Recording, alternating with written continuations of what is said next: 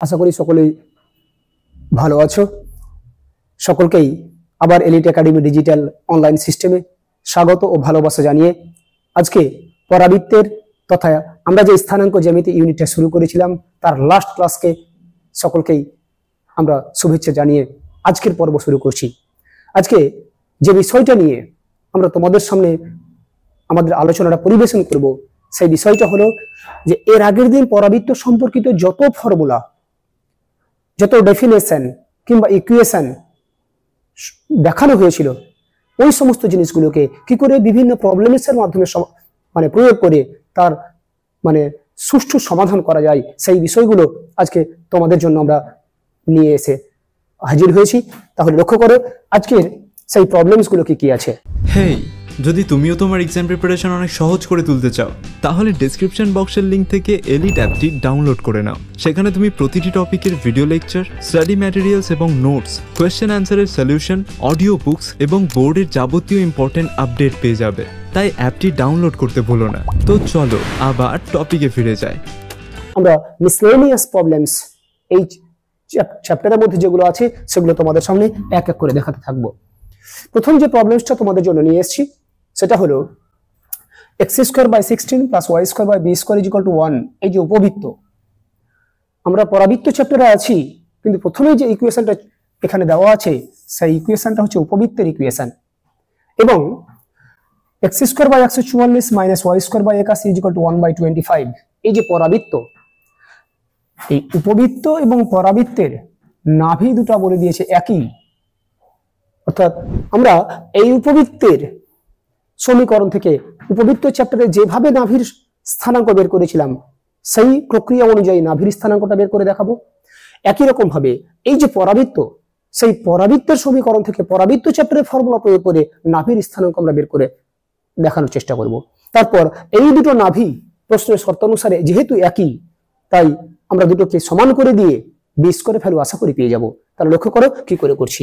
আমরা এই উপবৃত্তের সমীকরণটাকে, উপবৃত্তের যেটা আদর্শ সমীকরণ তার সাথে যদি তুলনা করি তাহলে a² সমান আমরা পাবো 16, আর এখানে b² সমান তো b² আছে তাই ওটা লেখার আমাদের কোনো প্রয়োজন নেই। ফাইনালি এখান থেকে আমরা বলতে পারবো a সমান হলো 4। আমরা উপবৃত্তের উৎকেন্দ্রতা দ্যাট ইজ e বের করার ফর্মুলা পেয়েছিলাম √1 - b²/a²। তাহলে লক্ষ্য করো কি দাঁড়াচ্ছে 1 - b²/a²। মানটা বের করে রেখেছি 16।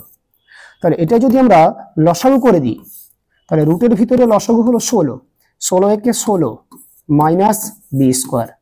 তার মানে আমরা যদি রুটটাকে আলাদা আলাদা করে দিই তাহলে উপরে যেটা রয়েছে তার রুট আমরা রেখে দিলাম, নিচে 16 এটাকে যদি রুট থেকে বাইরে বের করি তাহলে এটা হবে 4।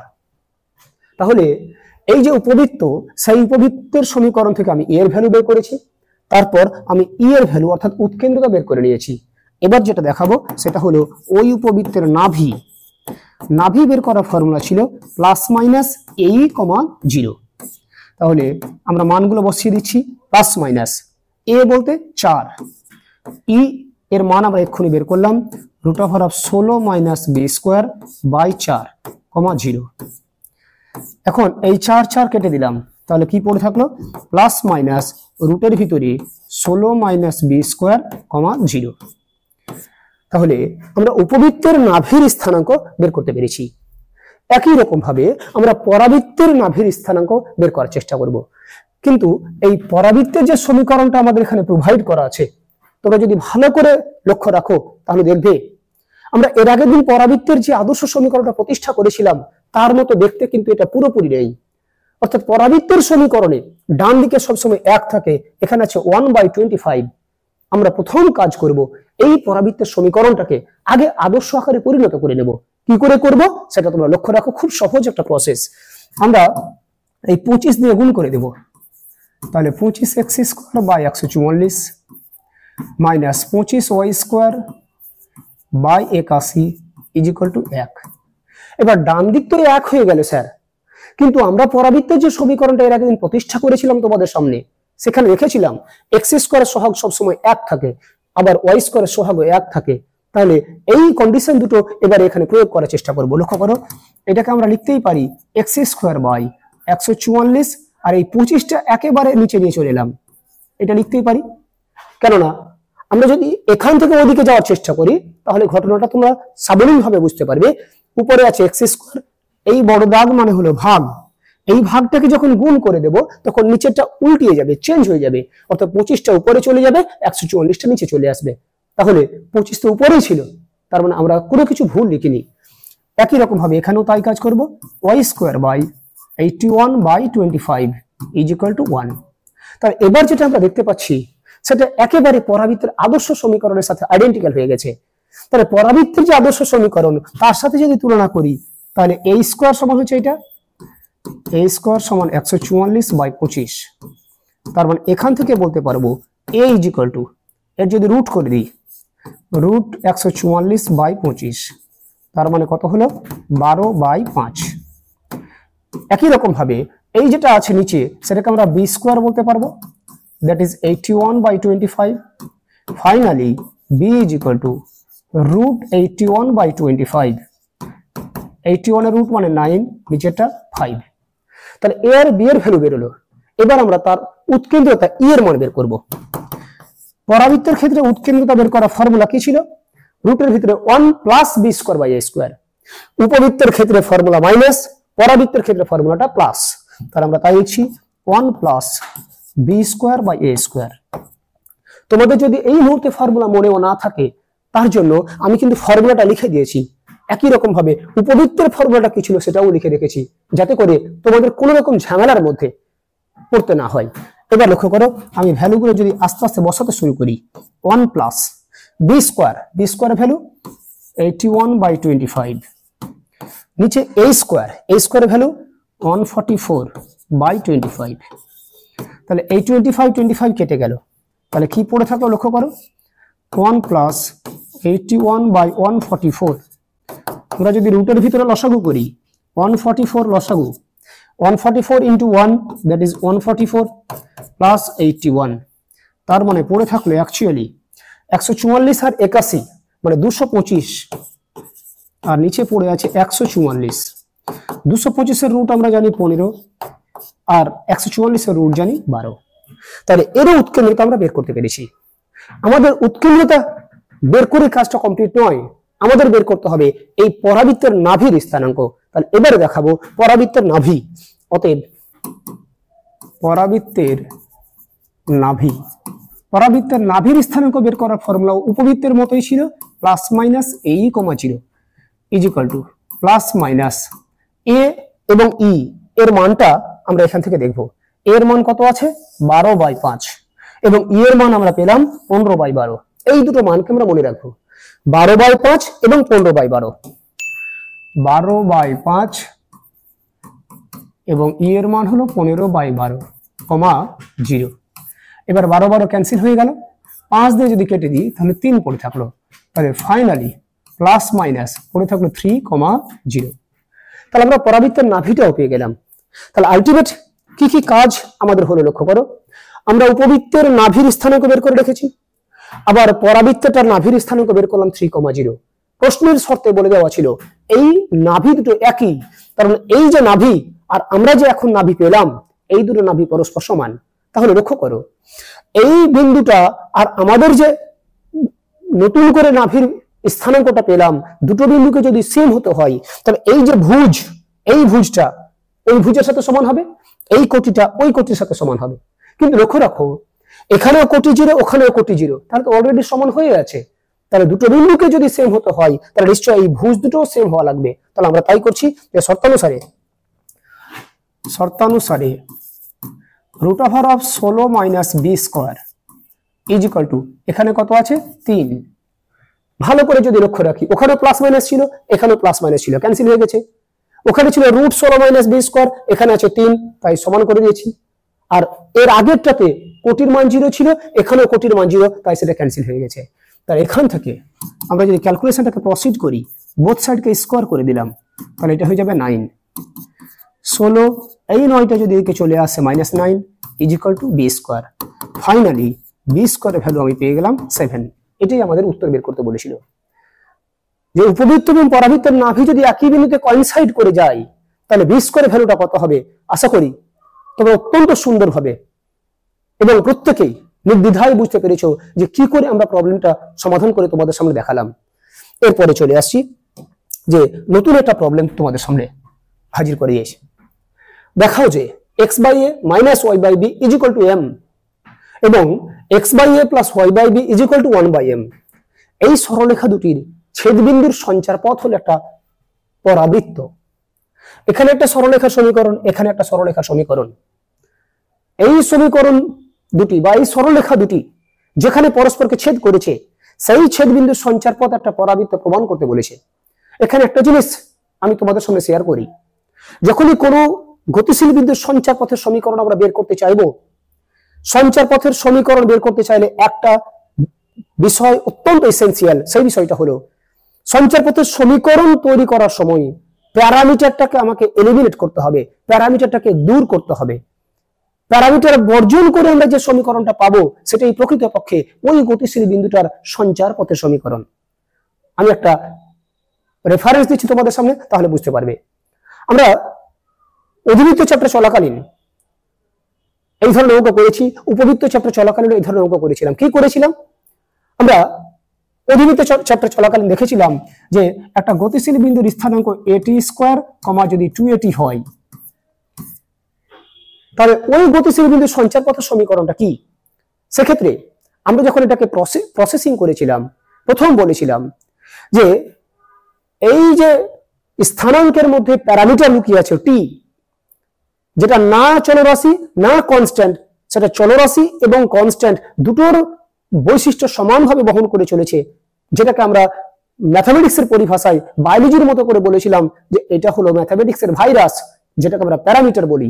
ওই প্যারামিটারটাকে দূর করে আমরা যে সমীকরণটা পেয়েছিলাম প্রকৃতপক্ষে সেটাই ছিল এই গতিশীল বিন্দুর সঞ্চার পথের সমীকরণ। অর্থাৎ যখন আমাকে প্রশ্নে বলেছিল অধিবৃত্ত চ্যাপ্টারে যে কোনো একটা গতিশীল বিন্দুর স্থানাঙ্ক at², 2at যদি হয় তাহলে তার সঞ্চার পথের সমীকরণটা কি, সেক্ষেত্রে কি করেছিলাম? আমরা গতিশীল বিন্দুর স্থানাঙ্কটা h, k ধরেছিলাম। তারপর আমরা এই দুটো বিন্দুকে সেম করে দিয়েছিলাম at² এবং k = 2at। আমার টার্গেট ছিল টিটাকে এলিমিনেট করা। এই কারণটাকে ফলপ্রসূ করার জন্য আমরা এখান থেকে টি এর ভ্যালু বের করেছিলাম k/2a। এই টি এর মানটা এখানে বসিয়ে দিচ্ছিলাম। তাহলে h = a × t², টি এর স্কয়ার করলে k²/4a²। আমরা যদি a আর a ক্যান্সেল করে দিই তাহলে এখানে কিছু নেই, মানে তো 1 আছে, কোনাকুনি গুণ করছি, 1 × k² মানে k² = 4a × h। এই যে লক্ষ্য করো, সব শেষে k এর জায়গায় y এবং h এর জায়গায় যদি x লিখে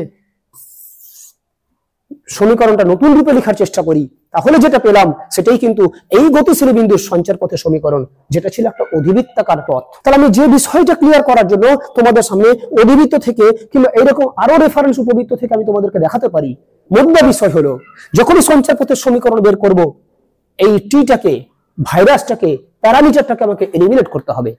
একেবারে অনুরূপ কথা এখানে বলবো, এই যে সরলরেখা দুটি সমীকরণ দেওয়া আছে, এখানে প্যারামিটার বা ভাইরাসটার নাম হচ্ছে এম।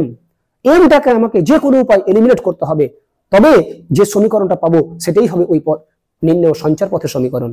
তাহলে লক্ষ্য করো, এখানে প্যারামিটারটা আছে এম, এখানে আছে 1/m। আমি যদি এমটাকে ক্যান্সেল করতে চাই তাহলে তোমরা যদি খুব ভালো করে এখানে লক্ষ্য রাখো তাহলে বুঝতে পারবে এই এম আর এই যে 1/m, এমটাকে যদি প্রকৃতপক্ষে ক্যান্সেল করতে চাই তাহলে এটা আর এটা যদি গুণ করি তাহলে এম কেটে যাবে, তাহলে এম ক্যান্সেল হয়ে যাবে। তাহলে এই সমীকরণের ডান দিকের সাথে এই সমীকরণের ডান দিক গুণ করলাম, তার মানে কি অ্যাকচুয়ালি তাদের বাম দিককেও গুণ করতে হবে। অর্থাৎ এই যে সমীকরণ দুটো আমাদেরকে প্রোভাইড করা আছে সেই সমীকরণ দুটোকে আমরা গুণ করব, তাহলেই প্যারামিটার দূর হয়ে যাবে। আর প্যারামিটার দূর হয়ে যাওয়া তার মানে আমরা যে সমীকরণটা পাবো সেটাই হলো প্রকৃতপক্ষে ওই গতিশীল বিন্দুর সঞ্চার পথের সমীকরণ। তাহলে টার্গেটটা বুঝতে পেরেছো? টার্গেট হলো আমাদের প্যারামিটারটাকে এলিমিনেট করা। সেই টার্গেটটাকে ফুলফিল করার জন্য এখানে আমরা সমীকরণ দুটোকে গুণ করব। তাহলে লিখছি x/a - y/b = m, আবার x/a + y/b = 1/m। এটাকে যদি 1 নম্বর সমীকরণ দিই, এটাকে যদি 2 নম্বর সমীকরণ দিই, তারপরে আমরা কি করব বললাম, 1 গণিত 2 করব। তাহলে 1 এর বাম পক্ষের সাথে আগে 2 এর বাম পক্ষ গুণ করব। লক্ষ্য রাখো x/a minus y/b into x/a plus y/b। এবার ওই সমীকরণ দুটোর রাইট সাইডটাকে গুণ করব। রাইট সাইডে আছে m ইন্টু এখানে আছে 1/m।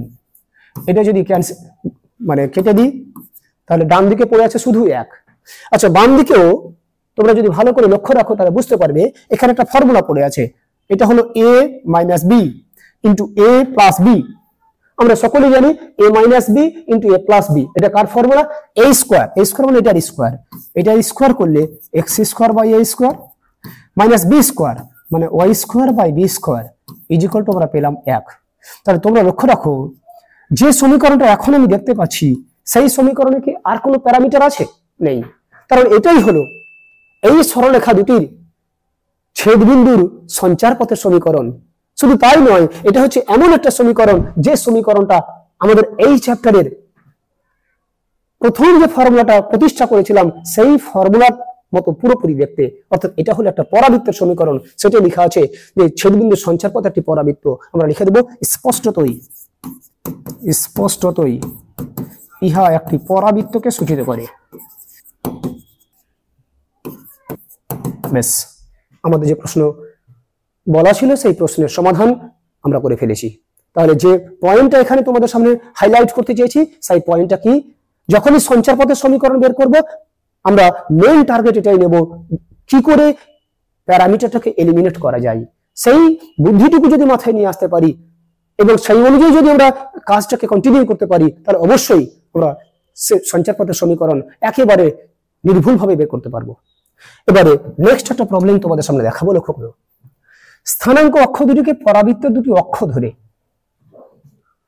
এমন একটা পরাবৃত্তের সমীকরণ নির্ণয় করতে বলেছে যে পরাবৃত্তের তির্যক আর অনুবন্ধী অক্ষ দুটির বর্গের সমষ্টি হলো 52 এবং উৎকেন্দ্রতা হলো √13/3। আমরা এর আগের দিন যখন প্রথম ফর্মুলাটা প্রতিষ্ঠা করি সেদিন দেখিয়েছিলাম যে x square by a square minus y square by B square is equal to 1। এই যেটা পরাবৃত্তের সমীকরণ তার প্রথম পদটা হচ্ছে তির্যক অক্ষ রিলেটেড এবং সেই তির্যক অক্ষ রিলেটেড যে পদ তার মাথার উপরে কোন চলরাশি আছে? x। তার মানে এখানে তির্যক অক্ষটা x অক্ষ বরাবর। এবং দ্বিতীয় পদটা হচ্ছে অনুবন্ধী অক্ষ রিলেটেড, সেই দ্বিতীয় পদের উপরে কোন চলরাশি আছে? y। তার মানে এখানে অনুবন্ধী অক্ষটা হচ্ছে y অক্ষ রিলেটেড। তার মানে এখানে যে পরাবৃত্তের সমীকরণটা দেখতে পাচ্ছি সেই পরাবৃত্তের তির্যক অক্ষ এবং অনুবন্ধী অক্ষ যথাক্রমে x আর y অক্ষ বরাবর হয়েছে। আর x আর y অক্ষ এটাকে আমরা বলি স্থানাঙ্ক অক্ষ। তাই এখানে বলছে স্থানাঙ্ক অক্ষ দুটিকে মানে x এবং y অক্ষকে পরাবৃত্তের দুটি অক্ষ ধরে, পরাবৃত্তের দুটি অক্ষ মানে তির্যক অক্ষ এবং অনুবন্ধী অক্ষ ধরে এমন পরাবৃত্তের সমীকরণ নির্ণয় করো। এই তো পরাবৃত্তের সমীকরণটা আমি ধরে নিয়েছি। তাহলে আমরা লিখছি যে মনে করি পরাবৃত্তটি হলো x square by a square minus y square by B square is equal to 1। এটা ধরে নিলাম। তারপর ওরা কি বলছে যে যার তির্যক ও অনুবন্ধী অক্ষ দুটি, আচ্ছা আমরা এর আগের দিন যখন ফর্মুলা প্রমাণ করেছিলাম সেদিন বলেও ছিলাম, আশা করি তোমাদের মনেও আছে যে এই পরাবৃত্তের তির্যক অক্ষের দৈর্ঘ্য কত? না তো 2a। এই যে লিখছি শর্তানুসারে এই পরাবৃত্তের তির্যক অক্ষের দৈর্ঘ্য বলেছিলাম 2a, অনুবন্ধী অক্ষের দৈর্ঘ্য কত? না তো 2b।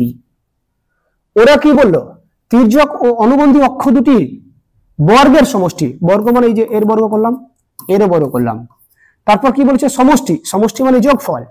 এই যোগফলটা কত? না তো 52। এটা প্রথম শর্তানুসারে ওরা বলে দিল। আবার ওই পরাবৃত্তের উৎকেন্দ্রতা, উৎকেন্দ্রতাকে আমরা ই বলেছি, এর মানটা কত? √13/3। তাহলে এই যে দুটো শর্ত ওরা প্রোভাইড করেছে এই শর্ত দুটোকে কাজে লাগিয়ে আমরা a আর b এর ভ্যালু যদি বের করতে পারি তবে ওই a আর b এর ভ্যালুটা এখানে বসিয়ে দিলেই আমাদের নিম্ন পরাবৃত্তের সমীকরণটা চলে আসবে। তাহলে আমাদের মেন কাজ হলো যে ওদের যে শর্ত বলেছিল সেই শর্ত মোতাবেক পরাবৃত্তের কোন সমীকরণটা উপযুক্ত হবে সেটা চয়েস করা, সেটা আমরা চয়েস করেছি। অতঃপর আরো যে শর্তগুলো ছিল সেই শর্তগুলোকে কাজে লাগিয়ে এই a এবং b এর ভ্যালু আমরা যদি বের করতে পারি তারপরে ওই সমীকরণে যদি বসিয়ে দিই তাহলে নিম্ন পরাবৃত্তের সমীকরণ আমাদের সামনে নির্ভুলভাবে চলে আসবে। তাহলে এবার আমাদের যে টার্গেট সেই টার্গেটটা ফুলফিল করতে চলেছি। লক্ষ্য করো এই দুটো সমীকরণকে সমাধান করে এ আর বি এর ভ্যালু বের করবো আমরা। এটা মানে হলো actually 4a square plus 4b square is equal two 52। আচ্ছা, প্রত্যেকটা পদকে যদি 4 দিয়ে ভাগ করে দিই তাহলে a square plus b square is equal two হয়ে যাবে 4 × 52। This is number 2। আমরা আবার এদিকে চলে আসবো। পরাবৃত্তের ক্ষেত্রে উৎকেন্দ্রতা বের করার ফর্মুলা আমরা শিখেছি, এর আগেও লিখেছি একবার, √1 plus b square by a square is equal to √13/3। Both সাইডে যদি আমরা স্কোয়ার করে দিই তাহলে এই রুটটা নিশ্চয়ই পালিয়ে যাবে। 1 plus b square by a square is equal to √13 ছিল, তার স্কোয়ার করলে শুধু 13, 3 এর স্কোয়ার করলে 9।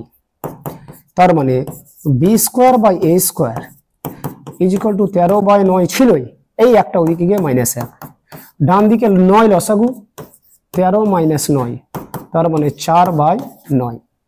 এখন এখান থেকে যদি আমরা b স্কোয়ার মানটা বের করি, a স্কোয়ার নিশ্চয়ই উপরে গিয়ে গুণ হয়ে যাবে, 4a square by 9, this is number 3। এবার এই যে b স্কোয়ার মানটা পেলাম, এই b স্কোয়ার মানটা আমরা এখানে বসিয়ে দেবো। তাহলে কি ঘটবে লক্ষ্য করো, a square plus b square মানটা হচ্ছে 4a square by 9 is equal to 13। এবার 9 লসাগু করে দিলাম, 9a square plus 4a square is equal to 13। তার মানে 9টা a স্কোয়ার আর 4টা a স্কোয়ার, 13টা a square by 9 is equal to 13। 13 কেটে গেল, তাহলে আমরা কি পাবো, a স্কোয়ার সমান 9। a স্কোয়ারের যে মানটা পেলাম সেটা যদি ওখানে বসিয়ে দিই তাহলে আমরা b স্কোয়ার পেয়ে যাবো। দেখছি b স্কোয়ার সমান 4 ইন্টু a স্কোয়ার মান কত পেলাম, 9, বসিয়ে দিলাম বাই 9, কেটে গেল, তাহলে b স্কোয়ার মান পেয়ে গেলাম 4। তাহলে আমরা যে প্রচেষ্টাটা নিয়ে আমাদের অঙ্কটা শুরু করেছিলাম সেই প্রচেষ্টা আমাদের ফুলফিল হয়ে গেছে, অর্থাৎ a এবং b এর ভ্যালু খুঁজে বের করা, সেটা কিন্তু আমরা পেয়েছি। এই যে a স্কোয়ার এবং b স্কোয়ার মানটা পেলাম, এই মানটা উপরে বসিয়ে দিলে আমাদের নিম্ন পরাবৃত্তের সমীকরণটা তৈরি হয়ে যাবে। তাহলে লিখছি অর্থাৎ নিম্ন পরাবৃত্তের সমীকরণ। নিম্ন পরাবৃত্তের সমীকরণ কি ছিল, x square by a square, a square মান পেয়েছি 9, minus y square by b square মান পেয়েছি 4 ইজ ইকুয়াল টু 1। দেখো x square by a square value 9, minus y square by b square value 4 is equal to 1, ওরে বসিয়ে দিয়েছি। তোমরা এরকম রেখে দিতে পারো। আবার যদি কেউ মনে করে যে না আমরা লসাগু করব, 9 আর 4 লসাগু হচ্ছে 36, 36কে 9 দিয়ে ভাগ করলে 4, 4x স্কোয়ার মাইনাস 36কে 4 দিয়ে ভাগ করলে 9y square is equal to 1। এবার কোনাকুনি যদি গুণ করে দিই, 4x square minus 9y square is equal two 36। তোমরা এই লাইনটাও অ্যান্সার হিসেবে রাখতে পারো, আবার এটাও রাখতে পারো, দুটোর মধ্যে প্রকৃতপক্ষে কোনো ফারাক নেই, দুটোই কিন্তু পরাবৃত্তের সমীকরণ। আশা করি বুঝতে পেরেছো যে কি করে মানে আমাদের প্রদত্ত প্রশ্নের সমাধান আমরা খুঁজে বের করেছি। এরপরে নেক্সট একটা প্রশ্ন আমি তোমাদের সামনে দেখাবো। এমন পরাবৃত্তের সমীকরণ নির্ণয় করো যার উৎকেন্দ্রতা 5/4, নাভির স্থানাঙ্ক -5,0 এবং সর্বোপরি নিয়ামকের সমীকরণ দেওয়া আছে। আমরা এই ধরনের প্রবলেম উপবৃত্ত চ্যাপ্টারে দেখিয়েছি, অধিবৃত্ত চ্যাপ্টারে দেখিয়েছি, আবার পরাবৃত্ত চ্যাপ্টারে দেখালাম। আমি এর আগে বিস্তারিত আলোচনা করেছিলাম যে কোনো কনিক সেকশন, সে বৃত্ত হোক, অধিবৃত্ত হোক, উপবৃত্ত হোক কিংবা পরাবৃত্ত হোক, যে কোনো কনিক সেকশনের মুখ্য চরিত্র বা মুখ্য উপাদান হচ্ছে দুটি। যে উপাদান দুটি না থাকলে আমরা কনিক সেকশনের মতো একটা ম্যাথমেটিক্যাল বিষয় অবতারণা করতে পারতাম না। সেই বিষয় দুটির একটার নাম ছিল স্থির বিন্দু এস, যার নাম নাভি, আর একটার নাম ছিল স্থির সরলরেখা এল, যার নাম বলেছিলাম নিয়ামক। আমরা যখনই কনিক সেকশনের ডেফিনেশন বলি তখনই কিন্তু আগে একটা স্থির বিন্দুর একটা স্থির সরলরেখা চয়েস করে নিয়েছিলাম। তাই ওই স্থির বিন্দু যেটাকে আমরা নাভি বলেছি, সেই নাভির স্থানাঙ্ক প্রোভাইড করা আছে। যে স্থির সরলরেখাটা চয়েস করেছিলাম, যার নাম এল দিয়েছিলাম, তার সমীকরণ যদি প্রোভাইড করা থাকে তাহলে যে কনিক সেকশনটা তৈরি হবে সেই কনিক সেকশনের সমীকরণটা আমরা খুঁজে বের করব। এই সমীকরণ খুঁজে বের করাটা আমরা এর আগের কনিক সেকশনগুলোতে যেভাবে করেছিলাম ওই একই রকম পদ্ধতি অবলম্বন করব। কি করব, আমরা এই পরাবৃত্তের উপরিস্থিত বিন্দুটা ধরে নেব। লিখছি, মনে করি পরাবৃত্তের উপরিস্থিত বিন্দুটি হলো কি ধরেছিলাম, পরাবৃত্তের উপরে একটা বিন্দু পি যার স্থানাঙ্ক x, y।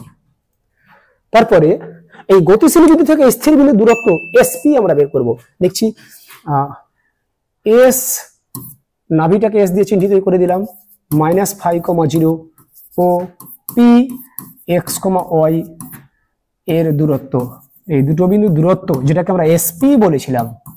দুটো বিন্দু দূরত্ব বের করার ফর্মুলা এর আগে বহুবার প্রয়োগ করেছি, আবার বলছি লক্ষ্য করো, এর ভুজ থেকে এর ভুজ বাদ দেব, তাহলে এক্স মাইনাস, এটা যখন বিয়োগ করব তখন চিহ্নে পরিবর্তন ঘটে যাবে, +5 তার স্কোয়ার, প্লাস এর কোটি থেকে ওর কোটি বাদ দেব, y - 0 তার স্কোয়ার। তাহলে কি পড়ে থাকলো অ্যাকচুয়ালি, এটা যদি ফর্মুলা ফেলে দিই এক্স স্কোয়ার, মানে এটা a প্লাস বি তার স্কোয়ারের ফর্মুলাটা কি, a square plus 2ab, 2ab যদি করি তাহলে 5 × 10x plus b square, b square মানে 5 এর square 25, plus y - 0 that is y এর স্কোয়ার মানে শুধু y স্কোয়ার রেখে দিলাম। তাহলে এসপি দূরত্বটা আমরা বের করতে পেরেছি।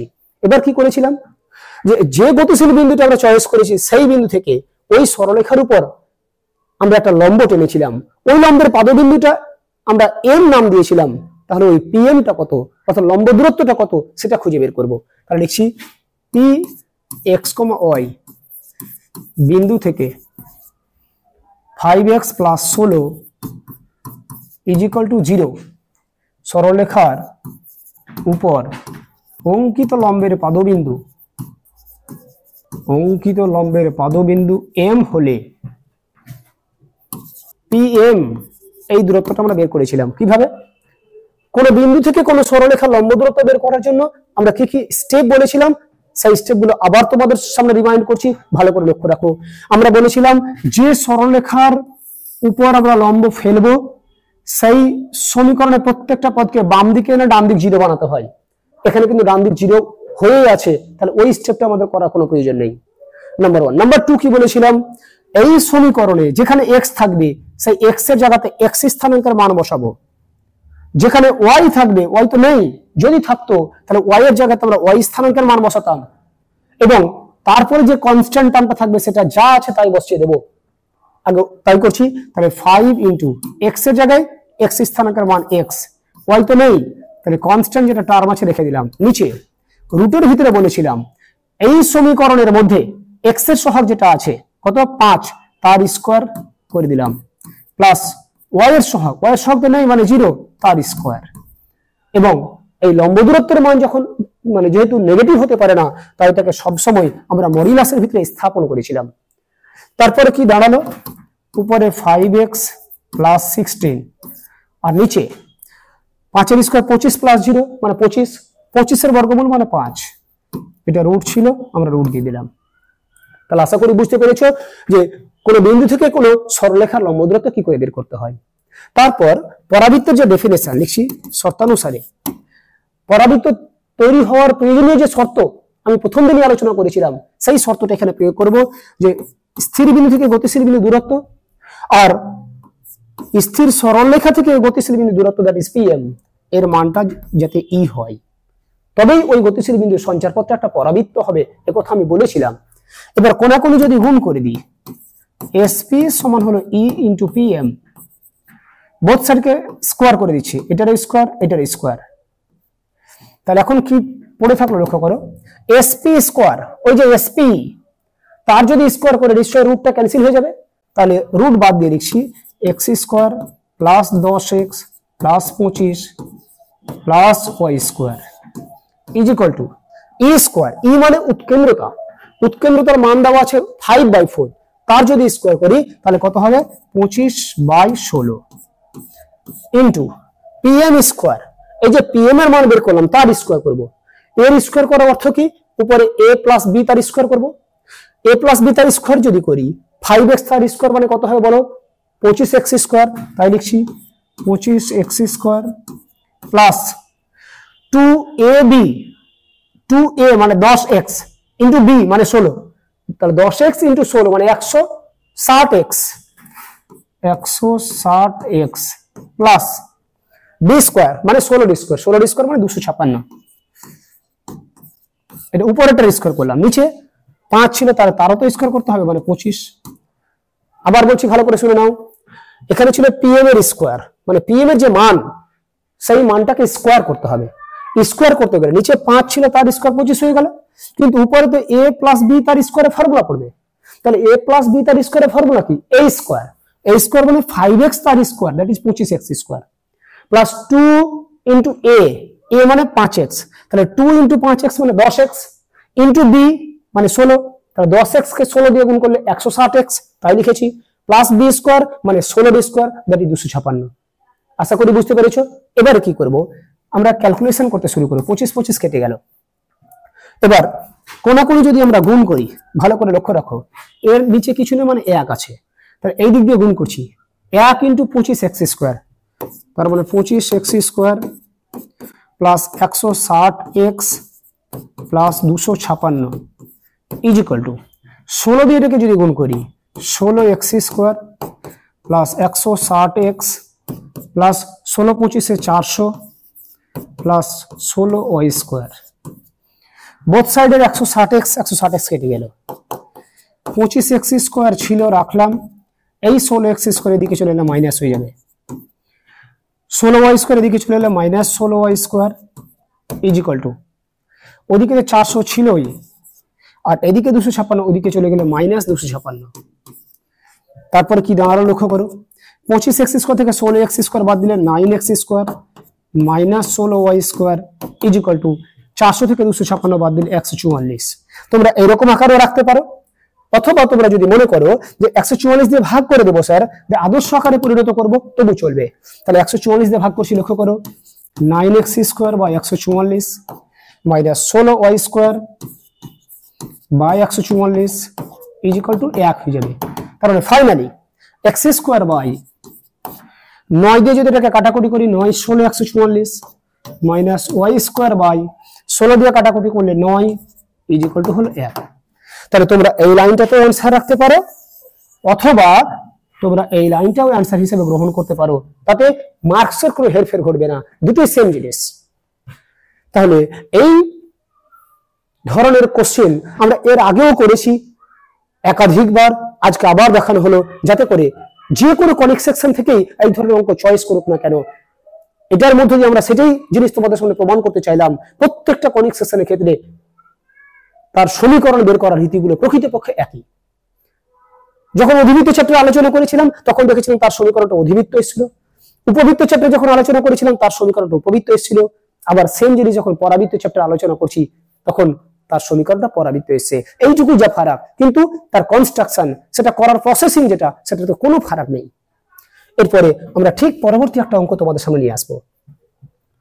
ই এবং ই ড্যাশ যথাক্রমে কোনো পরাবৃত্ত ও তার অনুবন্ধী পরাবৃত্তের পরাবৃত্তের উৎকেন্দ্রতা হলে আমাদেরকে প্রমাণ করতে বলেছে। ওইটা আমরা এর আগের দিন যে কথাটা বলেছিলাম সেই কথাটা রিমাইন্ড করছি, লক্ষ্য করো। পরাবৃত্তের আদর্শ সমীকরণটা ছিল x square by a square minus y square by b square is equal to 1, এবং এর যে অনুবন্ধী পরাবৃত্ত লিখছি, এর অনুবন্ধী যে পরাবৃত্ত তার সমীকরণ বের করার জন্য আমি দুটো টেকনিক বলতে বলেছিলাম। কি? এই সমীকরণে a স্কোয়ারের জায়গায় মাইনাস a স্কোয়ার বসাবো, আর b স্কোয়ারের জায়গায় মাইনাস b স্কোয়ার বসাবো। তা লক্ষ্য করো, a স্কোয়ারের জায়গায় যদি মাইনাস a স্কোয়ার বসিয়ে দিই, তাহলে এই টার্মটার সামনে মাইনাস চিহ্ন চলে আসবে, আর b স্কোয়ারের জায়গাতে যদি মাইনাস b স্কোয়ার বসায়, মাইনাস মাইনাস প্লাস হয়ে যাবে, অর্থাৎ এটা প্লাস হয়ে যাবে। তাহলে এই টার্মটাকে আগে লিখবো, y square by b square minus এটা x square by a square is equal to 1। তাহলে কোন একটা পরাবৃত্তের সমীকরণ থেকে তার অনুবন্ধী পরাবৃত্ত পেতে গেলে দুটো টেকনিক বলেছি, a স্কোয়ারের জায়গাতে দেখে দেখে মাইনাস a স্কোয়ার বসাবো, b স্কোয়ারের জায়গাতে দেখে দেখে মাইনাস b স্কোয়ার বসাবো, তাই করেছি। তাহলে এটা হলো অরিজিনাল পরাবৃত্ত, আর এটা হলো তার অনুবন্ধী পরাবৃত্ত। তাহলে বলছে এর উৎকেন্দ্রতা কি? ই। তাহলে ই বের করার ফর্মুলা আমরা শিখেছিলাম কি? রুট ওভার অফ 1 প্লাস এই যে দ্বিতীয় পদের নিচে যেটা আছে, অর্থাৎ বি স্কোয়ার বাই প্রথম পদের নিচে যেটা আছে। একই রকম উৎকেন্দ্রতা বের করার ফর্মুলা যদি এখানে প্রয়োগ করি, তাহলে এটাকে ই ড্যাশ ওরা নাম দিয়েছে, এর ফর্মুলাটা হবে 1 প্লাস, লক্ষ্য করো এখানে দ্বিতীয় পদের নিচে কি আছে? a স্কোয়ার বাই প্রথম পদের নিচে কি আছে? b square. উৎকেন্দ্রতা বের করার সিস্টেমটা একই, রুটের ভিতরে 1 প্লাস দিয়ে উপরে লিখবো দ্বিতীয় পদের নিচের অংশটা, এখানে b স্কোয়ার ছিল, এখানে a স্কোয়ার আছে, নিচে কি লিখবো? প্রথম পদের নিচে যেটা আছে, এখানে a স্কোয়ার ছিল, এখানে b স্কোয়ার আছে, এইটুকুই ফারাক, আর কিছু ফারাক নেই। তাহলে ই আর ই ড্যাশ এর মান আমরা পেয়ে গেছি। এবার প্রমাণ করতে বলেছে ওইটা, যেটা প্রমাণ করতে বলেছে তার লেফট হ্যান্ড সাইড টুকছি লক্ষ্য করো, 1/e² plus 1/e dash square, 1/e²। ই এর মান এটা, যখন স্কোয়ার করবো নিশ্চয়ই আর রুট থাকবে না, তাহলে রুট বাদ দিয়ে লিখছি প্লাস 1/e ড্যাশ স্কোয়ার। ই ড্যাশ এর মান হচ্ছে এটা, যখন তার আমরা স্কোয়ার করব তখন আর নিশ্চয়ই রুট আমরা দেখতে পাবো না, তাহলে 1 প্লাস a² বাই b², 1 এখানে লসাগু কত হবে, লসাগু হবে a², তাহলে পড়ে থাকবে a² ইন্টু 1 মানে a² প্লাস b²। একই কাজ এইদিকে করব, লসাগু হলো b², পড়ে থাকে b² প্লাস a²। এবার আমরা সকলেই জানি এই a² উপরে চলে যাবে, a² by a² plus b² plus এই b² উপরে যদি চলে যায় b² by b² plus a² R a² plus b² একই জিনিস। তারপরে আমরা লসাগু করছি, আবার দুটোরই নিচে সেম জিনিস আছে রেখে দিলাম, উপরে যে দুটো আছে তাদেরকে যোগ করে দিলাম, তাহলে নিশ্চয় এটা আর এটা কেটে যাবে, পড়ে থাকলো 1। আমাদের এটাই প্রমাণ করতে বলেছিল লক্ষ্য করো। তাহলে আমরা যদি সুন্দরভাবে ফর্মুলাগুলো ঠিকঠাক মনে রাখতে পারি এবং লিখতে পারি, তাহলে যে কোনো অঙ্ক আসুক না কেন, যত কঠিন অঙ্ক আসুক না কেন, আমরা সেই প্রশ্নগুলোর সঠিকভাবে সমাধান করতে পারবো। যে কোনো অঙ্কের সঠিক সমাধান করতে গেলে দুটো জিনিস আমাদের জানাটা অত্যন্ত আবশ্যিক। এক, ওই যে চ্যাপ্টার থেকে মানে প্রবলেমটা তুলে ধরেছে সেই চ্যাপ্টার সম্পর্কে পূর্ণাঙ্গ ধারণা। যদি আমার ধারণাটাই স্পষ্ট না থাকে তাহলে কিন্তু আমরা যে কোনো প্রবলেমের সমাধান করতে পারবো না। এবং দুই, ওই চ্যাপ্টারের যখন ধারণাটা পরিপূর্ণ হয়ে গেছে তার মানে এটা শিওর হতে হবে যে ওই চ্যাপ্টার রিলেটেড যা ফর্মুলাগুলো আমরা ভুলে যাব না। আমার অঙ্ক ভুল হবে না ঠিক হবে সেটা ডিটারমিন করার প্রথম মাধ্যম হলো ফর্মুলাগুলো আমার ঠিকভাবে মাথায় আছে কিনা। যদি এই দুটো বিষয় কেউ সুন্দরভাবে করতে পারে, চ্যাপ্টার সম্পর্কে পূর্ণাঙ্গ ধারণা এবং ওই চ্যাপ্টার রিলেটেড যে ফর্মুলা সেগুলো আমি নির্দ্বিধায় 100% শিওর হয়ে বলতে পারবো, তাহলে ওর ওই চ্যাপ্টারের প্রবলেম সমাধান করার কাজ প্রায় 75% কমপ্লিট হয়ে যাবে। বাকি পড়ে থাকবে নিজের সাহসিকতা, নিজের কনফিডেন্স, ক্যালকুলেশন করার পাওয়ার। ওই পাওয়ারটা যদি ওখানে ইনক্লুড হয়ে যায় তাহলে সেই সমাধানটা 100% হয়ে যাবে। তাহলে আশা করি বুঝতে পারছো যে আমি কোন বিষয়টার উপর তোমাদের বেশি গুরুত্ব দেওয়ার চেষ্টা করছি। তার জন্য যে কোনো টপিক যখন আমি নতুন চয়েস করছি তখন সেটা সম্পর্কে আগে বিস্তারিত তোমাদের সামনে ব্যাখ্যা করছি, একটা ক্লাসে, দুটো ক্লাসে কিংবা 3টা ক্লাসে, কেননা ওটাই তোমাদের ম্যাথামেটিক্সের যে কোয়ালিটি সেই কোয়ালিটি এনহ্যান্স করার জন্য সবচেয়ে বেশি জরুরি। যদি চ্যাপ্টারের কোয়ালিটিটা তৈরি হয়ে যায়, চ্যাপ্টার সম্পর্কে ধারণাটা ক্লিয়ার হয়ে যায়, ফর্মুলাগুলো কি করে এসে সেগুলো যদি মাথার মধ্যে স্পষ্ট মানে ছাপ রেখে দিতে পারে, তাহলে ওই চ্যাপ্টার রিলেটেড অঙ্ক তুমি পারবে। এই আশা, এই দৃঢ় ভরসা আমার আছে, আর এই জন্যই তোমাদের সামনে শেয়ার করছি। এরপরে ঠিক নতুন একটা অঙ্ক তোমাদের সামনে দেখাচ্ছি। x² - y² = 1 পরাবৃত্তের উৎকেন্দ্রতা নির্ণয় করো। অর্থাৎ যে পরাবৃত্তটা বলেছে সেটা আমি এখানে লিখছি, লক্ষ্য করো, =1। এর নিচে কিছু নেই মানে 1 আছে, এর নিচে কিছু নেই মানে 1 আছে। অর্থাৎ এটা হচ্ছে এমন একটা পরাবৃত্ত যে পরাবৃত্তের তির্যক অক্ষের দৈর্ঘ্য আর অনুবন্ধী অক্ষের দৈর্ঘ্য পরস্পর সমান হয়ে গেছে। আমরা এর আগের দিন ডেফিনেশনে বলেছিলাম, যখন কোনো পরাবৃত্তের তির্যক আর অনুবন্ধী অক্ষের দৈর্ঘ্য পরস্পর সমান হয়ে যাবে তখন সেই পরাবৃত্তটার নাম কি হয়? সমপরাবৃত্ত। তাহলে এটা হলো একটা সমপরাবৃত্ত। এবং যখন সমপরাবৃত্ত আমরা চিহ্নিত করতে পারবো তখন তার উৎকেন্দ্রতা বের করা ফর্মুলা কোন রকম ক্যালকুলেশন না করে বলতে পারবো, সেটা হবে √2। এটা আমরা বলেছিলাম। তাহলে প্রথম প্রশ্নের উত্তর খুব সহজ। তারপরে বলছে যদি পরাবৃত্তের দুটি নাভি, আমরা সকলেই জানি যে পরাবৃত্তের নাভি দুটো থাকে, সেই নাভি দুটির স্থানাঙ্ক আগে আমরা খুঁজে বের করব। এটার জন্য কি কি দরকার লক্ষ্য করো, নিচে a² জায়গায় কত আছে? 1, তার মানে a সমান হলো 1, b² সমান কত আছে? 1, তাহলে b সমান নিশ্চয়ই 1 হবে। আর e এর মান তো জেনে গেছি। তাহলে এই পরাবৃত্তের নাভি বের করা ফর্মুলা কি ছিল? প্লাস মাইনাস, আবার ফর্মুলা লিখছি a, 0 প্লাস মাইনাস a মানে 1, e মানে √2, 0। লক্ষ্য করো তাহলে কি দাঁড়ালো, এখানে দুটো নাভি আছে, একটা হচ্ছে √2, 0 যদি পজিটিভ মান না হয়, আর একটা হচ্ছে -√2, 0 যদি নেগেটিভ মান না হয়। তাহলে এখানে কি বললাম, প্লাস মাইনাস এ এর মান 1, এখানে 1 দেখানো যায় 1 ইন্টু ই এর মান হচ্ছে √2, 0। তাহলে 1 ইন্টু √2 মানে √2, 0, আর 1 ইন্টু √2 মানে √2 হলো, কিন্তু তার আগে মাইনাস নিয়েছি, -√2, 0। তাহলে এই যে দুটো নাভি, এই নাভি দুটোকে ওরা চিহ্নিত করেছে, এটার নাম হচ্ছে এস আর এটার নাম হচ্ছে S1। তার দ্বিতীয় ঘোষণা কি হলো লক্ষ্য করো, যদি পরাবৃত্তের দুটি নাভি এস এবং S1, এই যে এস এবং S1 পেয়ে গেছি, এবং পি হলো তার উপর যে কোনো বিন্দু, এই পরাবৃত্তের উপরে যে কোনো বিন্দুর নাম পি। আমরা এর আগে দেখিয়েছিলাম যে পরাবৃত্তের উপরে যখনই যে কোনো বিন্দু বলবে তখন সেটাকে প্যারামেট্রিক ফর্মে ধরে নেব। তাহলে আমরা লিখছি যে পি বিন্দুটি হলো প্যারামেট্রিক ফর্মটা কি ছিল, a sec থিটা, a বলতে 1 ইন্টু sec থিটা, কমা b মানে 1 tan থিটা। তার মানে ফাইনালি 1 দিয়ে sec থিটাকে গুণ করলে দাঁড়াবে sec থিটা, কমা একই রকম হবে tan থিটা। তাহলে এস, S1 এবং পি তিনটে বিন্দুর স্থানাঙ্ক আমরা পেয়ে গেছি। কি প্রমাণ করতে বলেছে, সিপি স্কোয়ার সমান এসপি ইন্টু S1P। আমরা আগে রাইট হ্যান্ড সাইডটা ক্যালকুলেশন করছি, লক্ষ্য করো, right hand side SP into S1P। SP মানে হলো এই যে এস বিন্দু আর এই যে পি বিন্দু, এই দুটো বিন্দু দূরত্ব বের করার ফর্মুলা আমি প্রয়োগ করছি। লক্ষ্য করো, রুটের ভিতরে এই যে এই বিন্দু আর এই বিন্দু, তাহলে এর ভুজ থেকে এর ভুজ বাদ দেবো, sec থিটা -√2 তার স্কোয়ার, প্লাস এর কোটি থেকে এর কোটি বাদ দেবো, তার মানে tan থিটা -0 তার স্কোয়ার। এটা পেলাম এসপি ইন্টু S1P। আবার S1P মানে এই বিন্দু আর এই বিন্দু দূরত্ব কত হবে, এর ভুজ থেকে এর ভুজ যদি বাদ দিয়ে দিই, sec থিটা +√2 তার স্কোয়ার, প্লাস একই রকম ভাবে এর কোটি থেকে ওর কোটি বাদ দিলে tan থিটা -0 তার স্কোয়ার। শুধু দুটো বিন্দু দূরত্ব বের করার যে ফর্মুলা সেটা ওখানে প্রয়োগ করেছি। এবারে ক্যালকুলেশন শুরু করছি, লক্ষ্য করো, a - b তার স্কোয়ারের formula sec square theta -2 into a মানে হচ্ছে sec থিটা ইন্টু b মানে হচ্ছে √2 প্লাস বি স্কোয়ার মানে √2 এর স্কোয়ার মানে হলো 2। তারপর এখানে কত আছে, প্লাস tan স্কোয়ার থিটা মানে tan theta -0 that is tan theta তার স্কোয়ার মানে কত হলো, tan স্কোয়ার থিটা। এগুলো যেহেতু সবই সেক দিয়ে আছে, আমি ওই tan স্কোয়ার থিটাকে সেক দিয়ে লিখবো, অর্থাৎ এই tan স্কোয়ার থিটার পরিবর্তে আমরা লিখতে পারি sec স্কোয়ার থিটা -1। এই যে এইটুকুটা লিখলাম, এটা একটা ফর্মুলা।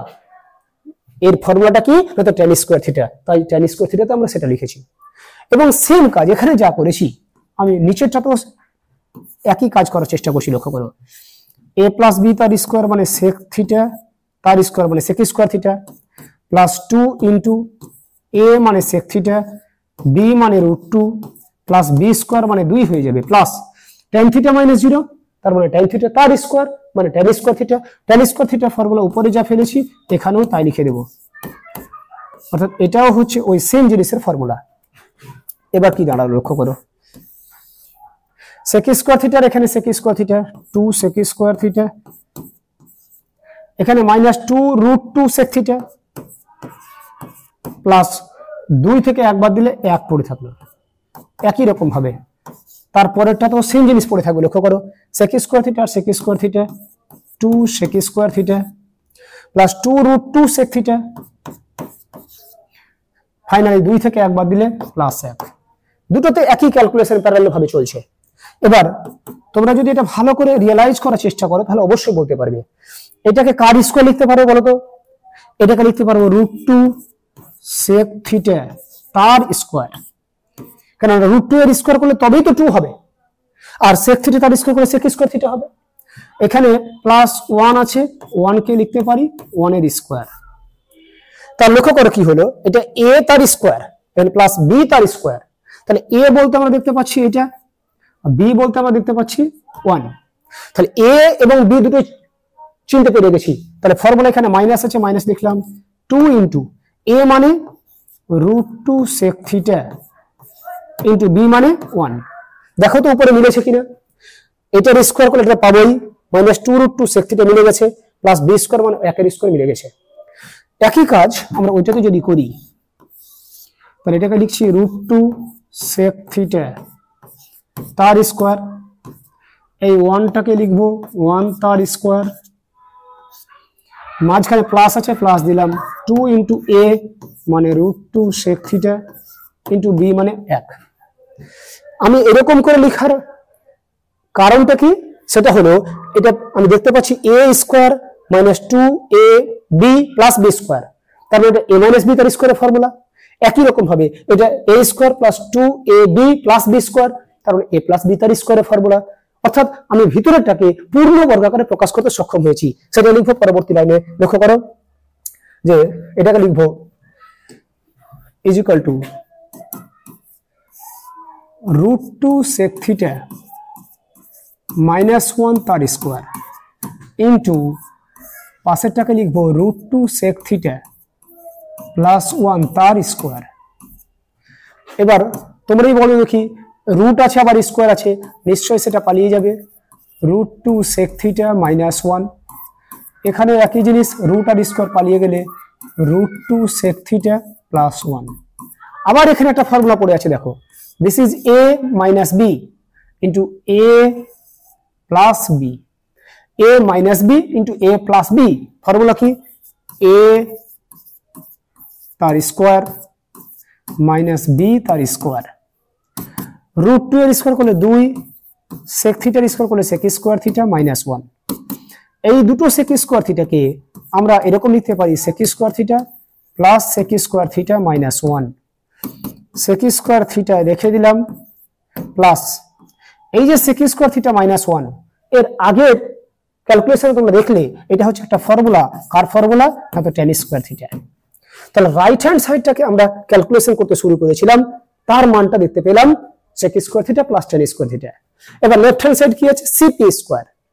সিটা কি, সিটা বলছে মূল বিন্দু, তার মানে তার স্থানাঙ্ক কত 0,0। পিটা কি, পিটা হচ্ছে এই যে এই বিন্দু।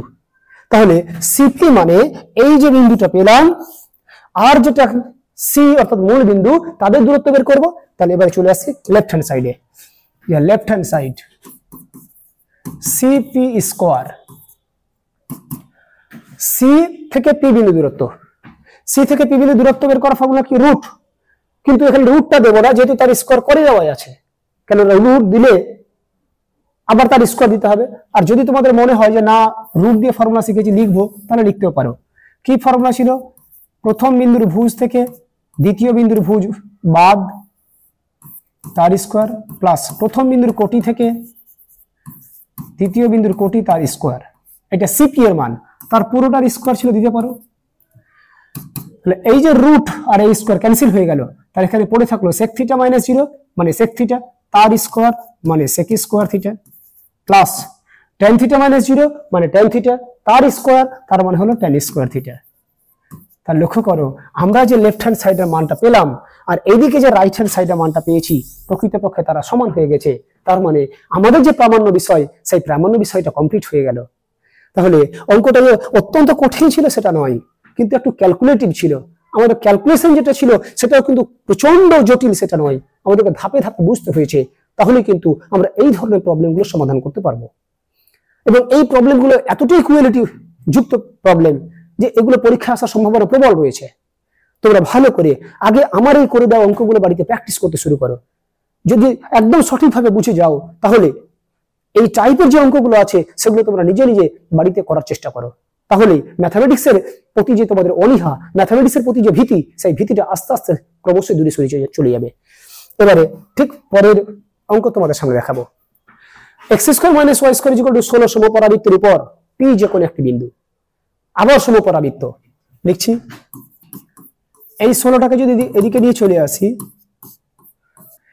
Is equal to 1। লক্ষ্য করো তির্যক অক্ষের দৈর্ঘ্য আর অনুবন্ধী অক্ষের দৈর্ঘ্য পরস্পর সমান, তার মানে সেটা নিশ্চয়ই একটা সমপরাবৃত্ত। ওরাও তাই বলেছে, এই সমপরাবৃত্তের উপর p যে কোনো একটি বিন্দু। আমি একটু আগেই বললাম যে কোনো বিন্দু বললে সেটাকে প্যারামেট্রিক ফর্মে ধরে নেব। তাহলে আগে a স্কয়ার সমান কত দেখি, a স্কয়ার সমান 16, a সমান হলো 4, b স্কয়ার সমান এটাও 16, দ্যাট ইজ b সমান হলো 4। তাহলে p বিন্দুটা লিখছি, অতএব p বিন্দুটি কি a sec থিটা, তার মানে 4 sec theta, b tan theta মানে 4 tan থিটা। তাহলে এই সমপরাবৃত্তের উপরে পি যে কোনো একটি বিন্দু, সেই পি বিন্দুর স্থানাঙ্ক আমরা পেয়ে গেছি 4 sec থিটা, 4 tan থিটা। তারপর বলছে এবং a 8,0 একটা স্থির বিন্দু। তার মানে এখন দুটো বিন্দু আমাদের জানা, একটা পি বিন্দুর স্থানাঙ্ক আর একটা এই যে এ বিন্দুর স্থানাঙ্ক। তারপর বলছে দেখাও যে এপি রেখাংশের মধ্যবিন্দু সঞ্চার পথ। তার মানে আগে এই যে এ আর পি যুক্ত করে একটা সরলরেখা পাবো, তার মধ্যবিন্দু বের করবো। দেখছি এপি এর মধ্যবিন্দু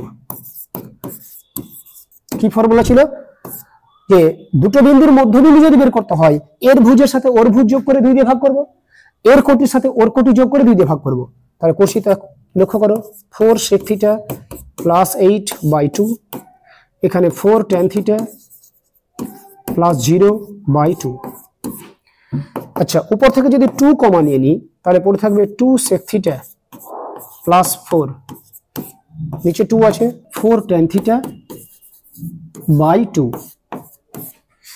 তাহলে লক্ষ্য করো এই 2 কেটে গেল, আর এই 2 এর সাথে এটা যদি কেটে দিই তাহলে 2 পড়ে থাকলো। ফাইনালি কি থাকলো 2 sec থিটা প্লাস 4, এখানে পড়ে থাকলো 2 tan থিটা। তাহলে এপি রেখাংশের মধ্যবিন্দুটা আমরা বের করতে পেরেছি। ওরা কি বলেছে, ওই এপি রেখাংশের মধ্যবিন্দুর সঞ্চার পথ সেটা বের করো এবং প্রমাণ করতে হবে সেটা একটা সমপরাবৃত্ত। তাহলে আমরা সঞ্চার পথের সমীকরণ বের করার যে রীতি, সেই রীতিটা মেনটেন করব। কি করব, আমরা এই এপি এর মধ্যবিন্দুটা ধরে নেব এইচ কমা কে। দেখছি ধরি এপি এর মধ্যবিন্দু এইচ কমা কে। তাহলে এপি এর মধ্যবিন্দু ধরলাম আমরা এইচ কমা কে, আর বের করেছি এটা, তাহলে নিশ্চয়ই দুটো বিন্দু সেম হবে। যদি সেম হতে হয় তাহলে এইচ সমান কি হবে বলো দেখি, এইচ সমান হবে 2 sec theta plus 4, 2 sec theta plus 4, আর কে সমান কত হবে, কে সমান হচ্ছে 2 tan থিটা। এখান থেকে এই 2টা যদি নিচে নিয়ে চলে আসি তাহলে k/2 ইজ ইকুয়াল টু হলো tan থিটা। এখান থেকেও তাই একই কাজ করব, এই 4টাকে এদিকে নিয়ে চলে আসবো is equal two 2 sec theta. অতএব h মাইনাস 4, এই 2টাকে যদি বাই করে নিয়ে চলে আসি তাহলে ডান দিকে শুধুমাত্র sec থিটা পড়ে থাকবে। তাহলে এখন sec থিটারও মান জানি, tan থিটারও মান জানি। এই sec আর tan দিয়ে একটা বিখ্যাত রিলেশন আমরা মাধ্যমিকে শিখেছিলাম। সেই রিলেশনটা কি, যে তাদের বর্গের অন্তর sec square theta minus tan square theta is equal to হলো 1। এখানে মানগুলো যদি বসিয়ে দিই, sec স্কয়ার থিটা মানে এটার স্কয়ার করলে কি হবে, h মাইনাস 4 তার স্কয়ার বাই 2 এর স্কয়ার মানে 4। tan স্কয়ার থিটা যদি করি তাহলে k square by 4 is equal to হলো 1। লক্ষ্য করো আমরা যে সমীকরণটা দেখতে পাচ্ছি এখানে, সেই সমীকরণের মধ্যে কিন্তু আর প্যারামিটারটা নেই, থিটা নেই। সুতরাং এটাই হলো আমাদের সঞ্চার পথের সমীকরণ। তাহলে সঞ্চার পথের সমীকরণ ফাইনালি বের করতে গেলে কি বলেছিলাম, h এর জায়গায় x এবং k এর জায়গায় y বসাতে হবে। দেখছি অতএব নিম্ন সঞ্চার পথের সমীকরণ h এর জায়গায় x মাইনাস 4 তার square by 4 minus y square by 4 is equal to 1। লক্ষ্য করো এটা এমন একটা পরাবৃত্ত যার নিচের তির্যক অক্ষের দৈর্ঘ্য আর অনুবন্ধী অক্ষের দৈর্ঘ্য পরস্পর সমান। তার মানে এটা কি ধরনের পরাবৃত্ত, এটা হলো সমপরাবৃত্ত। দেখছি ইহা একটি সমপরাবৃত্তকে সূচিত করে। বেশ, আমাদের যে প্রশ্ন দেওয়া ছিল সেই প্রশ্নের সমাধান তোমাদের সামনে একেবারে ধাপে ধাপে একটা একটা করে বুঝিয়ে বলা হলো। এরপরে আমরা শেষ একটা প্রবলেমস, এটা দিয়েই আমাদের পরাবৃত্ত সম্পর্কিত আলোচনা তো বটেই, গোটা স্থানাঙ্ক জ্যামিতি যে ইউনিটটা আমরা শুরু করেছিলাম প্রায় মাস 2 আগে, যার উপরে প্রায় মানে 16-17টা ক্লাস হয়ে গেল, সেই ইউনিটটা আজকে শেষ করে ফেলবো। কি বলছে দেখাও যে 3x square minus 4y square is equal two 48 এই পরাবৃত্তের উপর অবস্থিত যে কোনো বিন্দুর পরাবৃত্তের নাভি দুটি থেকে দূরত্ব দুটি অন্তরের মান হলো ধ্রুবক। খুব ভালো মানের একটা অঙ্ক, সেই অঙ্কটা আমরা চয়েস করেছি। এই যে পরাবৃত্তটা দেওয়া আছে সেই পরাবৃত্তের সমীকরণটাকে আগে আমরা আদর্শ আকারে পরিণত করে নেওয়ার চেষ্টা করব, অর্থাৎ 48 দিয়ে ভাগ করব। আচ্ছা, এবারে তোমরা দেখো x স্কয়ার বাই 3 দিয়ে যদি কাটাকুটি করি 16, y স্কয়ার বাই 4 দিয়ে কাটাকুটি করলে 12 ইজ ইকুয়াল টু 1। তাহলে এই যে পরাবৃত্তের আদর্শ সমীকরণ আমরা দেখতে পাচ্ছি, সেটাকে যদি পরাবৃত্তের আদর্শ সমীকরণের সাথে কম্পেয়ার করি তাহলে a স্কয়ারের জায়গায় কি বসে আছে 16 আর b স্কয়ারের জায়গায় বসে আছে 12। তাহলে a সমান এখান থেকে বলতে পারবো 4, b সমান আমরা বলতে পারবো √12 মানে 4 গুণিত 3, তার মানে বলতে পারবো 2√3। তাহলে এ আর বি এর ভ্যালু পেয়ে গেছি। ওরা কি বলছে, এই পরাবৃত্তের উপর অবস্থিত যে কোনো বিন্দু, আমরা ওই যে কোনো বিন্দুটাকে প্যারামেট্রিক ফর্মে ধরে নিচ্ছি, লিখছি। অতএব যে কোনো বিন্দুটি হলো, কি বিন্দু বলেছিলাম, নাম দিয়েছি পি, সেটা প্যারামেট্রিক ফর্মে ধরবো। প্যারামেট্রিক ফর্মটা কি, এ sec থিটা মানে 4 sec থিটা, কমা বি মানে 2√3 tan থিটা। তাহলে এই পরাবৃত্তের উপর অবস্থিত যে কোনো বিন্দুর, সেই যে কোনো বিন্দুর স্থানাঙ্ক আমরা খুঁজে বের করতে পেরেছি, সেটা প্যারামেট্রিক ফর্মে বের করেছি। তাহলে বলছে পরাবৃত্তের নাভি দুটি থেকে, অর্থাৎ এই যে পরাবৃত্ত, সেই পরাবৃত্তের নাভির স্থানাঙ্ক এখন আমরা বের করব। তাহলে নাভি বের করতে গেলে আমার উৎকেন্দ্রতা জানা দরকার। উৎকেন্দ্রতা বের করার formula √1 plus B square by A square, রুটের ভিতরে 1 প্লাস বি স্কোয়ার মান কত দেওয়া আছে 12, এ স্কোয়ার মান হচ্ছে 16, রুটের ভিতরে যদি লসাগু করি 16 লসাগু 16 প্লাস 12, তার মানে রুটের ভিতরে 28 বাই 16। আমরা যদি কাটাকুটি করি 4 দিয়ে, 4 7 28, 4 4 16, 7 রুট আমরা √7 লিখে দিলাম। 4কে যখন রুট থেকে বাইরে বের করবো তখন 2 হয়ে যাবে। তাহলে ওই পরাবৃত্তের উৎকেন্দ্রতা বের করলাম, আমরা বের করবো। অতএব নাভি, নাভির স্থানাঙ্ক কি ছিল, প্লাস মাইনাস এই কমা 0, সব মানগুলো বসাচ্ছি, লক্ষ্য করো। প্লাস মাইনাস এ বলতে 4, ই মানে √7 বাই 2 কমা 0। আমরা যদি কাটাকুটি করি 2 হবে এখানে, দ্যাট ইজ প্লাস মাইনাস 2√7 কমা 0। কটা নাভি আছে এখানে বলো দেখি, দুটো নাভি। একটা প্লাস ভ্যালু যদি ধরি তাহলে সেটা হবে 2√7 কমা 0, আর একটা যদি মাইনাস ভ্যালু ধরি মাইনাস 2√7 কমা 0। তাহলে পরাবৃত্তের নাভি দুটি থেকে, এই যে নাভি দুটি পেয়ে গেছি, দূরত্ব দুটির অন্তরের মান ধ্রুবক। এবার প্রশ্নের ভাষাটা আমরা যদি ভালো করে বুঝি তাহলে কি বুঝতে পারবো, লক্ষ্য করো। পরাবৃত্তের নাভি, এই যে প্রথম নাভিটাকে আমরা আন্ডারলাইন করলাম, আর এখানে এই বিন্দুটাকে দেখলাম। পরাবৃত্তের উপরিস্থিত যে কোনো বিন্দু থেকে নাভি মানে প্রথম নাভির দূরত্ব একবার বের করব। আবার পরাবৃত্তের উপর অবস্থিত বিন্দু থেকে দ্বিতীয় নাভির দূরত্ব বের করব। এই যে দুটো দূরত্ব পাবো, সেই দূরত্ব দুটির অন্তর অর্থাৎ ডিফারেন্সটা আমাকে প্রমাণ করতে বলেছে ধ্রুবক। তাহলে আমরা প্রথমত বের করছি এই বিন্দু আর এই বিন্দু দূরত্ব, লিখছি 4 sec থিটা, 2√3 tan থিটা, এবং এই যে 2√7, 0 বিন্দু দুটির দূরত্ব। অঙ্কটা হয়তো লেন্দি হবে, কিন্তু অঙ্কটা অত্যন্ত মানে ভালো কোয়ালিটির অঙ্ক। এটা বহুবার পরীক্ষায় পড়েছে, তাই বড় হলেও সেটা দৈর্ঘ্যের দিকে আমরা না তাকিয়ে সেটা কোয়ালিটির দিকে আমরা শুধুমাত্র যদি লক্ষ্য রাখি, তাহলে অঙ্কের প্রতি আমাদের মানে আগ্রহ জন্মাবে। কত বড় হলো স্যার, এত বড় হয়ে গেল, তাহলে এই ধরনের কথাবার্তা কিন্তু নেগেটিভ কথাবার্তা। বরঞ্চ অঙ্কের যে মানে ভাষা, সেই ভাষার গুণাগুণ বিচার করে আমরা যদি অঙ্কটা করতে পারি, তবেই অঙ্কের প্রতি আমাদের আগ্রহ তৈরি হওয়ার সম্ভাবনা রয়েছে। তাহলে এই দুটো বিন্দুর মধ্যে দূরত্ব বের করার ফর্মুলা, এর ভুজ থেকে এর ভুজ বাদ দেব, 4 sec থিটা মাইনাস 2√7 তার square plus 2√3 tan theta minus 0 তার স্কোয়ার,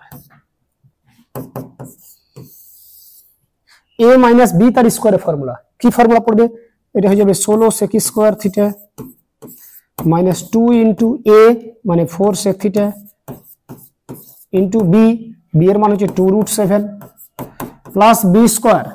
আচ্ছা বি স্কোয়ার যদি করি, এটা যদি স্কোয়ার করি, এই যে 2√7 তার স্কোয়ার রেখে দিলাম প্লাস 2√3 tan থিটা মাইনাস 0 মানে 2√3 tan থিটা থাকবে তার স্কোয়ার, তাহলে লিখছি 2√3 তার আচ্ছা ইন্টু tan থিটা তার স্কোয়ার, ওই রকমই রেখে দিলাম। তারপর লক্ষ্য করো,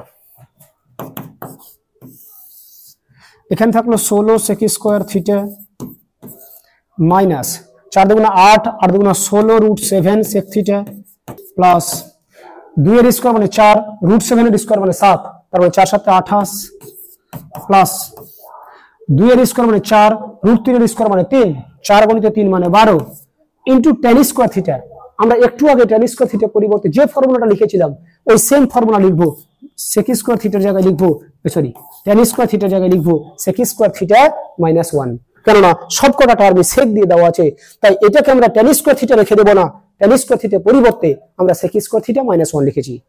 এবার কি করব, আমরা এইটাকে গুণ করে দেব, তাহলে কি ঘটবে লক্ষ্য করো, 16 sec স্কয়ার থিটা, তাহলে পড়ে থাকলো 16 sec square theta minus 16 root 7 sec theta plus এখানে ছিল 28 plus 12 sec square theta minus 12, 28 plus 12 sec square theta minus 12, তারপরে 16 sec স্কয়ার থিটা আর 12টা sec স্কয়ার থিটা মানে 28 sec স্কয়ার থিটা মাইনাস এখানে আছে 16 রুট 7 ইন্টু sec থিটা, তারপরে 28 থেকে 12 বাদ দিলে 16। এবার আগের মতোই এটাকে পূর্ণ বর্গ আকারে প্রকাশ করার চেষ্টা করব। 28 sec স্কয়ার থিটাটাকে লিখতে পারি 2 রুট 7 sec থিটা তার স্কয়ার। লক্ষ্য রাখো 2 এর স্কয়ার মানে 4, রুট 7 এর স্কয়ার মানে 7, তার মানে 4 7 28 sec স্কয়ার থিটা। এই 16 কে লিখতে পারবো 4 এর স্কয়ার। তাহলে এখানে আমরা a দেখতে পাচ্ছি, এখানে b দেখতে পাচ্ছি, সো a স্কয়ার আর এখানে b স্কয়ার, মাঝখানে মাইনাস 2 ইন্টু a, a বলতে 2 root 7 sec theta into b মানে 4। তাহলে আমরা সকলেই বুঝতে পারছি এটা কি formula, a square minus 2a into b plus b square. তার মানে এটাকে আমরা পরের লাইন লিখতে পারবো 2 রুট 7 sec থিটা মাইনাস 4 তার স্কয়ার। যখন এই রুট আর স্কয়ার নিশ্চয়ই ক্যান্সেল হয়ে যাবে, তাহলে পড়ে থাকবে 2 রুট 7 sec থিটা মাইনাস 4। তাহলে আমরা প্রথম নাভি থেকে পি বিন্দু দূরত্বটা বের করতে পারলাম, একেবারে সেম ক্যালকুলেশন, কোনো ফারাক নেই, শুধু এই মাইনাস গুলো পরিবর্তন হয়ে যাবে। তাই এবার কি করবো লক্ষ্য করো, এই বিন্দু থেকে এই বিন্দু যখন দূরত্ব বের করব, এই যে এই বিন্দুটা মনে করো এখানে চলে এলো, তাহলে এই যে মাইনাস এখানে আসবে, নিশ্চয়ই এটা প্লাস হয়ে যাবে, এটা প্লাস এটা প্লাস, শুধু এই জায়গাগুলো যদি প্লাস করে দিই তাহলে কি ঘটবে, তাহলে লক্ষ্য করো এটা প্লাস এটা প্লাস এটা প্লাস এটাও প্লাস, কারণ এখানে প্লাস চলে আসবে, এটাই আসবে। তাহলে অনুরূপ ভাবে যদি আমরা করি তবু করতে পারি, দেখছি অনুরূপ ভাবে বা অনুরূপে 4 sec থিটা কমা কোন বিন্দু ছিল 4 sec theta comma 2 root 3 tan theta, 2 root 3 tan theta, এবং দ্বিতীয় নাভি কি ছিল, দ্বিতীয় নাভিটা ছিল মাইনাস 2 রুট 7,0 মাইনাস 2 রুট 7,0 বিন্দু দুটির দূরত্ব, বিন্দু দুটির দূরত্ব সেটা কত হয় বললাম 2 root 7 sec theta plus 4। Same একই ক্যালকুলেশন, শুধু এই মাইনাস গুলো যদি আমরা প্রত্যেকটা লাইনে প্লাস করে দিই তাহলে কিন্তু আমরা এই লাইনটা পেয়ে যাব। তোমাদের নিজের ক্যালকুলেশন দক্ষতা বাড়ানোর জন্য তোমরা এই দূরত্বটা আমার মতো করে আবার রিপিট করে বাড়িতে, তাহলে কিন্তু এই দূরত্বটা পেয়ে যাবে। তবে পরীক্ষার সময়টা না করলে চলবে, অনুরূপে তোমরা টেনে দিতেই পারো। তাহলে এখন যে দুটো দূরত্ব পেলাম, প্রথম নাভি থেকে পি বিন্দু দূরত্ব আর দ্বিতীয় নাভি থেকে পরাবৃত্তের উপরিস্থিত বিন্দুটার দূরত্ব, ওরা বলছে এই দূরত্ব দুটির অন্তর, অন্তর মানে বড়টা থেকে ছোটটা বাদ। এখানে আমরা বড় বলতে প্লাসটাকে সাব্যস্ত করছি, ছোট বলতে এটা, তাহলে এটা থেকে এটা আমরা বাদ দিয়ে দেবো। দেখছি অতএব দূরত্ব দুটির অন্তর, তাহলে 2 রুট 7 sec থিটা প্লাস 4, এখান থেকে আমরা বিয়োগ করছি 2 রুট 7 sec থিটা মাইনাস 4, তাহলে 2 root 7 sec theta plus 4, minus আছে মানে চিহ্নে পরিবর্তন হয়ে যাবে, minus 2 root 7 sec theta minus মাইনাসে প্লাস 4, এটা আর এটা কেটে গেল, 4 আর 4 8, নিশ্চয় এটা একটা কনস্ট্যান্ট বা ধ্রুবক রাশিমালাকে সূচিত করে। আমাদের এটাই প্রমাণ করতে বলেছিল যে ওই দূরত্ব দুটি অন্তরটা হচ্ছে ধ্রুবক। আশা করি তোমরা বুঝতে পেরেছো। তবে এক্ষেত্রে আরো একটা বিষয় বলে রাখি, আমরা দ্বিতীয় দূরত্বটা থেকে প্রথম দূরত্বটা বিয়োগ করলাম, এর ফলে দূরত্ব পেয়েছি 8, যেটা কনস্ট্যান্ট। তোমরা যদি কেউ মনে করো যে না স্যার আমরা এটা থেকে এটা বিয়োগ করব, তাহলে সেটাও বিয়োগ করতে পারো। তাহলে কি আসবে, এটা থেকে যখন এটা বিয়োগ করব তখন এটা আসবে -8, কি আসবে বললাম -8, 8 যেমন কনস্ট্যান্ট -8টাও কনস্ট্যান্ট, দুটোই গ্রহণযোগ্য, যে কোনো একটা তোমরা চয়েস করতে পারো, দুই ক্ষেত্রে রেজাল্টের কোনো হেরফের ঘটবে না। একটা 8 একটা -8 যাই আসুক করে কেন, দুটোই যেহেতু কনস্ট্যান্ট, দুটোই ঠিক। তাহলে আমরা ঠিক এই প্রবলেমটার মধ্য দিয়ে আমরা পরাবৃত্ত সম্পর্কিত আলোচনাকে কমপ্লিট করলাম। শুধু তাই নয়, আমরা স্থানাঙ্ক জ্যামিতি যে আলোচনাগুলো ধারাবাহিকভাবে দেখাতে শুরু করেছিলাম, সরলরেখা প্রথম চ্যাপ্টার, যার উপরে প্রায় 7টা ক্লাস তোমাদের সামনে পরিবেশন করা হয়েছে। তারপরে বৃত্ত সম্পর্কিত 4টা ক্লাস, অধিবৃত্তের 3টে, উপবৃত্তের 3টে এবং পরাবৃত্তের 2টো, এতগুলো ক্লাস দিয়ে পুরো স্থানাঙ্ক জ্যামিতিকে আমি আমার তরফ থেকে সার্বিকভাবে সাজিয়ে তোমাদের সামনে পরিবেশন করার চেষ্টা করেছি। সর্বোপরি যদি তোমাদের কোনো কাজে লাগে, তোমাদের যদি ভালো লাগে, তবে আমি আমার পরিশ্রম সার্থক বলে মনে করতে পারবো। তবে আমি এইটুকু ভরসা রাখতে পারি, যদি ধারাবাহিকভাবে দেখতে থাকো এবং নিজে ম্যাথামেটিক্স শিখবো এই মানসিকতা নিয়ে যদি আমরা ভিডিওগুলো দেখতে থাকো, তাহলে অবশ্যই ম্যাথামেটিক্সের কোয়ালিটি তোমার এনহ্যান্স ঘটবেই, এই আশা ভরসা রেখে এবং ঠিক পরের ইউনিটে তোমাদের অগ্রিম শুভেচ্ছা জানিয়ে আজকে এই পর্যন্তই। ভালো থেকো, সুস্থ থেকো। এই ধরনের এডুকেশনাল ভিডিও আরও দেখতে চ্যানেলটিকে সাবস্ক্রাইব করে এলিট পরিবারের মেম্বার হয়ে যাও। Thank you so much and always remember, knowledge worth sharing.